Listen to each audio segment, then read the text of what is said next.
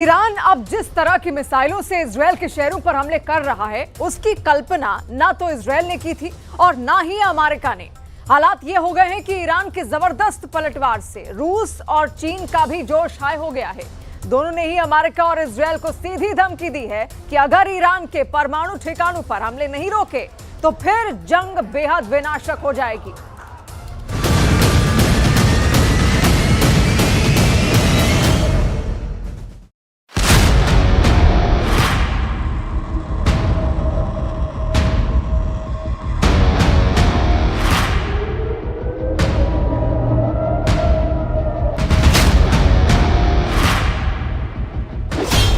एक 170 घंटे बाद इजराइल पर ईरान का सबसे बड़ा मिसाइल हमला।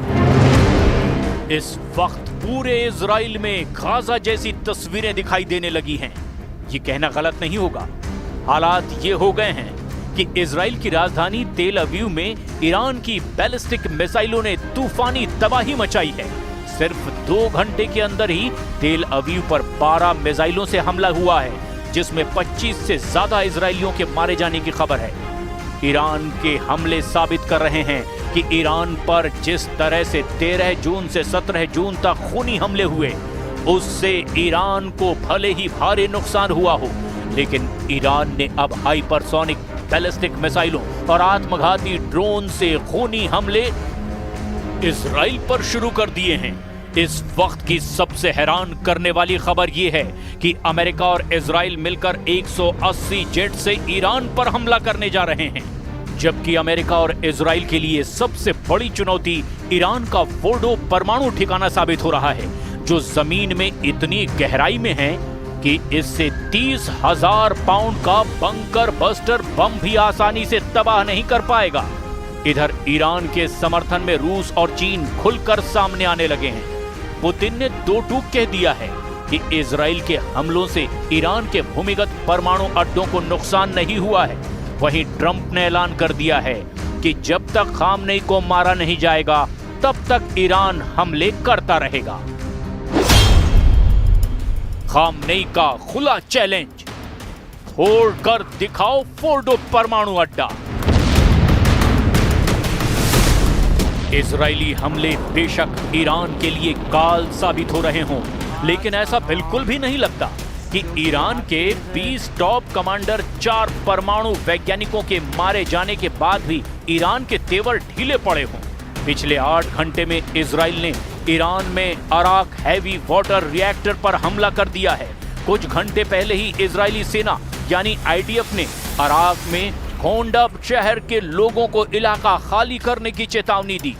अराक में हैवी वाटर रिएक्टर है, जो कि फैसिलिटी ईरान के न्यूक्लियर प्रोग्राम का एक अहम हिस्सा है। इसके साथ ही साथ अराक में बड़े पैमाने पर हथियारों का उत्पादन होता है, जिसे इजराइल ने 40 जेट के हमले से तबाह करने की कोशिश की है। अभी तक ईरान के नातांज परमाणु ठिकानों को तबाह करने का दावा किया गया, लेकिन इधर अचानक ईरान के समर्थन में रूस और चीन ने बयान देना शुरू कर दिया है। रूस के राष्ट्रपति पुतिन ने डंके की चोट पर कहा कि ईरान के जिन परमाणु ठिकानों पर इजराइल के जेट और मिसाइलों से हमले किए गए, उससे ईरान के भूमिगत परमाणु ठिकानों को नुकसान नहीं हुआ है। यानी रूसी राष्ट्रपति पुतिन ने अपने बयान से पूरी दुनिया को बता दिया कि ईरान के भूमिगत परमाणु ठिकाने पूरी तरह से सुरक्षित हैं और इजराइल के हमले नाकाम साबित हुए हैं। और यही वजह है कि राष्ट्रपति ट्रंप ईरान पर हमला करने से पहले 100 बार सोच रहे हैं।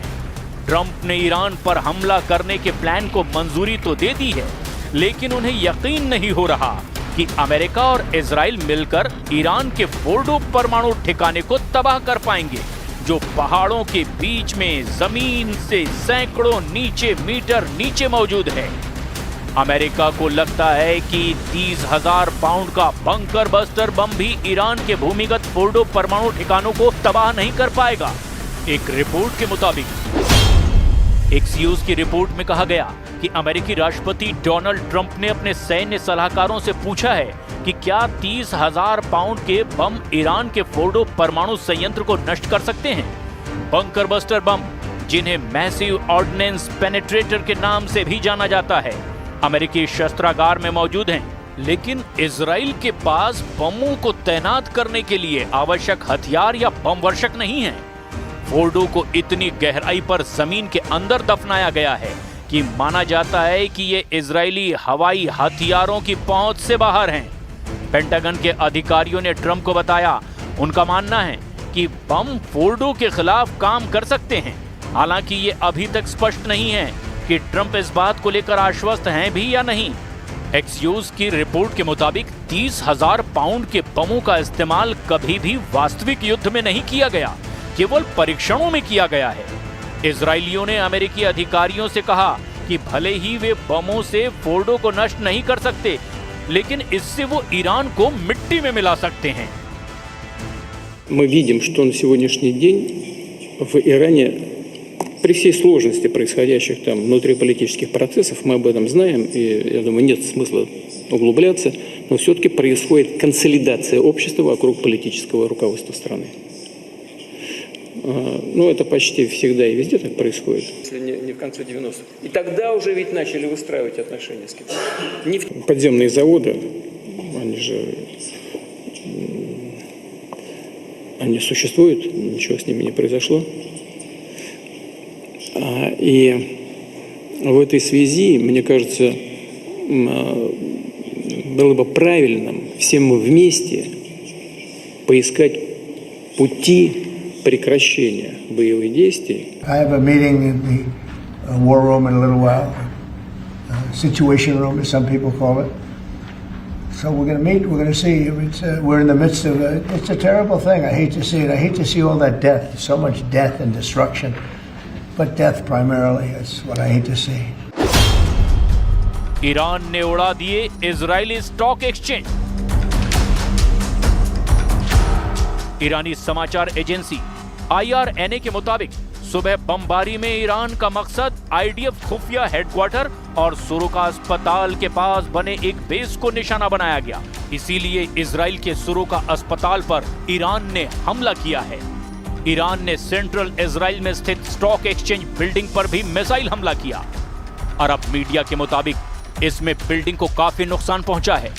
ईरान ने जवाब में इजराइल के 4 शहरों तेल अवीव, बेरशेबा, रामत गन और होलोन पर 30 मिसाइलें दाग दी। इजरायली मीडिया रिपोर्ट्स के मुताबिक 7 मिसाइलों को इजरायली डिफेंस सिस्टम रोकने में नाकाम रहा है। ईरान के हमलों में 176 लोग घायल हुए हैं। 6 लोगों की हालत गंभीर बनी हुई है।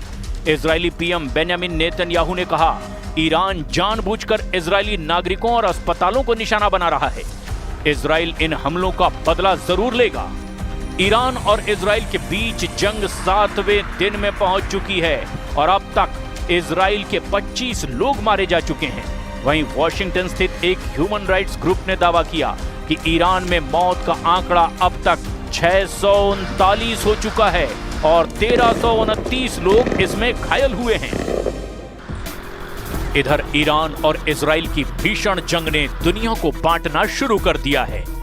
रूस, चीन और तुर्की ने इजराइल का खुलकर विरोध करना शुरू कर दिया है और साफ चेतावनी इजराइल और अमेरिका को दी है। ईरान पर हमले बंद करो वरना अंजाम बुरा हो सकता है। ईरान में आयतुल्लाह अली खामनेई की सत्ता रूस के लिए बहुत अहम है। एक्सपर्ट्स बताते हैं कि ईरान की बर्बादी रूसी राष्ट्रपति व्लादिमीर पुतिन के लिए न सिर्फ सामरिक झटका होगी बल्कि उनकी इज्जत पर एक बदनुमा दाग भी लगा देगी। ईरान रूस का अहम आर्थिक और सैन्य साझेदार है। रूस ने ईरान में अरबों डॉलर का निवेश कर रखा है। खामनेई की सत्ता रूस को मध्य पूर्व में एक विश्वसनीय आधार प्रदान करती है।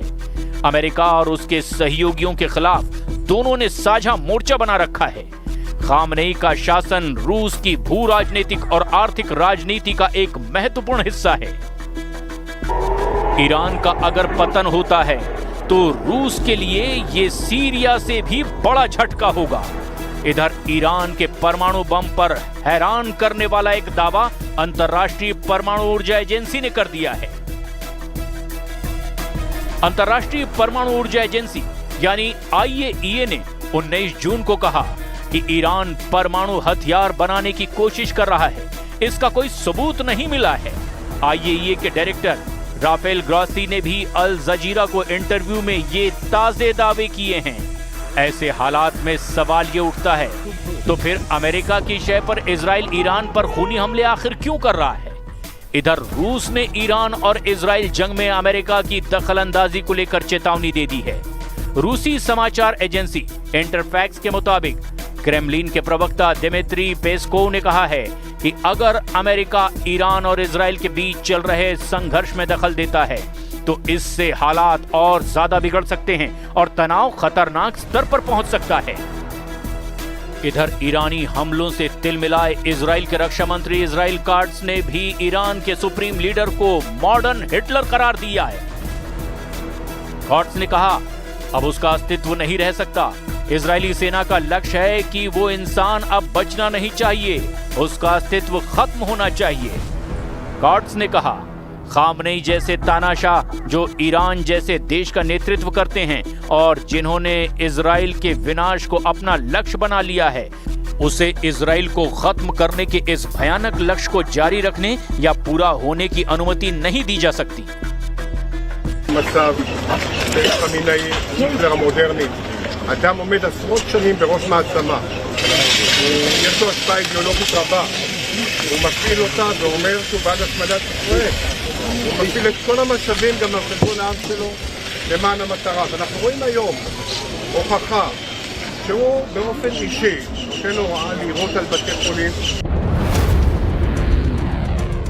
ईरान इजराइल युद्ध से जुड़े जानकारों के दावों के मुताबिक अगर ईरान के सुप्रीम लीडर खामनेई को इजराइल और अमेरिका मिलकर जान से मार देते हैं तो इससे पूरे मिडिल ईस्ट में भयंकर तबाही वाला युद्ध शुरू हो जाएगा, जिसे ना तो रूस रोक पाएगा और ना ही अमेरिका।